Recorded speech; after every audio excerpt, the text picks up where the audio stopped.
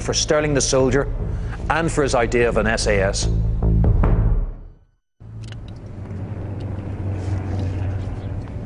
The Dead Africa, 1941. A young Guards officer, David Stirling, prepares to make an unofficial parachute jump. He already has the germ of an idea for a revolutionary new unit, which will become the SAS. But the jump goes wrong, and his legs are paralysed. Stirling is in hospital. It should be the end. In fact, it's the beginning. Because he gave me a marvellous opportunity to, while my legs regained their power, to do some homework on the project with very little interference, and to write a paper on the proposals. These, what Stirling calls hard principles, are in fact military revolution. Others will refine them, but they're the very essence of modern special forces. What today we call unconventional, the very heart of the SAS. Well, it had to be regarded as a new type of force to extract the very maximum out of surprise and guile. We never put a unit in acquiring defense while it undertook its mission. We have obviously access to intelligence, because without that we wouldn't be able to determine the correct priority and targets.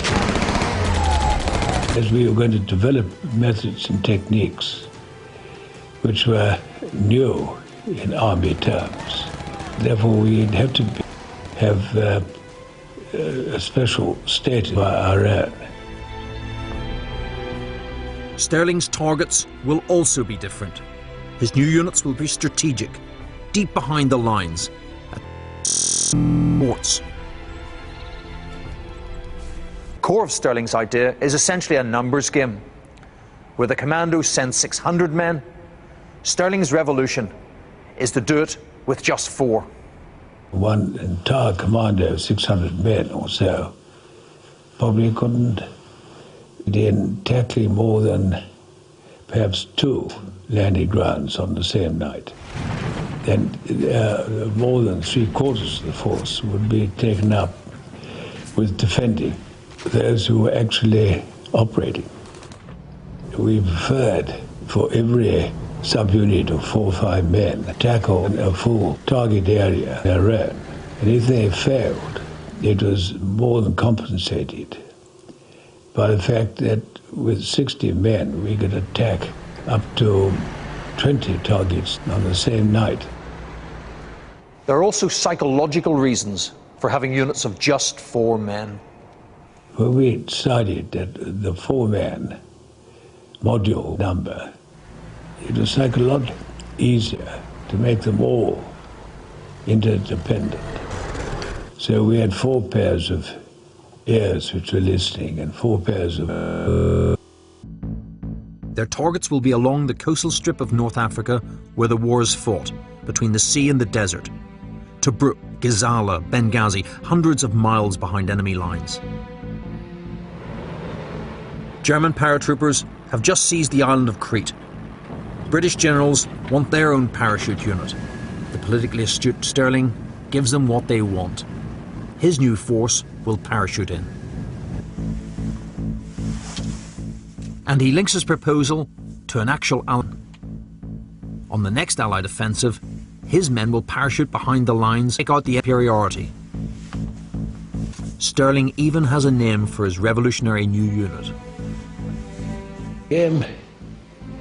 Mainly from the fact that I was anxious to get the full cooperation of a very individual called Dudley. Clark is one of the masters of World War II deception.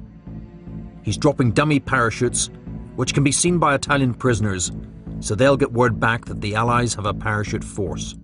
The name of the non-existent force, the Special Air Service. He promised to give me all the help he could. He's quite an influential chap. If I would use the name of his bogus brigade of parachutists, which is the SAS. So I settled for L Detachment, Yes. L stands for learner. Stirling's having a joke. So he has an idea, written in his hospital bed on a sheet of paper and pencil. He's got a name for service. He's even got in mind a first operation, but he's got a problem. He has to sell the idea to the staff officers at Headquarters Middle East, the very people who recently tried to court-martial him. There was no way that anybody was going to back the scheme, except possibly at the very top. Remember the situation, that the short gap between the First and Second World War, the great active soldiers who had survived were in active command, but there was an enormous residue of staff officers, First World War, who set the spirit of the administration and wholly obstructive to anything that would look like a new idea. There was no way you could put it in except to the Commander-in-Chief. Never at the Middle East headquarters. They were layer upon layer like shit. We had to more or less ignore the normal rules and regulations. So I decided to go and see General Ritchie. General Ritchie is Deputy Chief of British Forces in the Middle East. Stirling's plan is to present his paper to Ritchie's aide-de-camp, a Scots Guards officer like himself. Which is radical enough in its own right. But Stirling doesn't have a pass, and the guards won't let him in. What he's about to do is unbelievable. So I had to use my crutchy ladder to get over the wire when the guards weren't looking, which of course unfortunately they did just after I got to the ground on the other side. And I wasn't able to run very fast because of my lacking the crutches. The guards chase Stirling inside. By sheer chance, Stirling finds himself in the corridor with a man he's looking for in his office. Stirling knocks and goes in, but I'd forgotten he was the same chap who'd, when I was in the supplementary reserve of the Scots Guard, he tried very hard to have me sacked. And I didn't take my military training very seriously. And he thought outrageously, inadequately so. by incredible coincidence, it's the same officer in whose lecture Stirling had fallen asleep in the Guards depot at Pirbright. So I appeared and put a paper for him to read. He was absolutely outraged.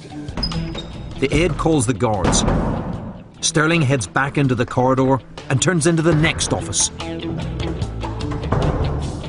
which is General Ritchie, which is another rare bit of good fortune, and asked him to read this paper. He was very courteous and took him rather by surprise, and he settled down to read it. And about halfway through, he really got quite engrossed in it and forgotten the rather irregular way it had been presented. When he finished the paper, he said, "This is something we can use. This paper looks real promise." And that was the beginning of the SAS. What Stirling has just done is amazing. If he'd been caught, he'd have been thrown in jail. He's promoted and authorised to raise a force of 65 officers and men. One of the first people he recruits is Jock Lewis, who organised the first parachute jump. Another is Irish and British Lion rugby international Blair Paddy Mayne. But with Mayne's a problem. He's in prison, awaiting a court-martial. He found read out his commanding officer and was in time in the jail at Geneva. I went to interview him, and he had every reason not to take me very seriously as a soldier. I told him that the proposition was a good one, and he joined up. But I told him that very firmly this command wasn't for hitting. And he always subsequently honoured that commitment. For the men, Stirling turns to those he knows, the men who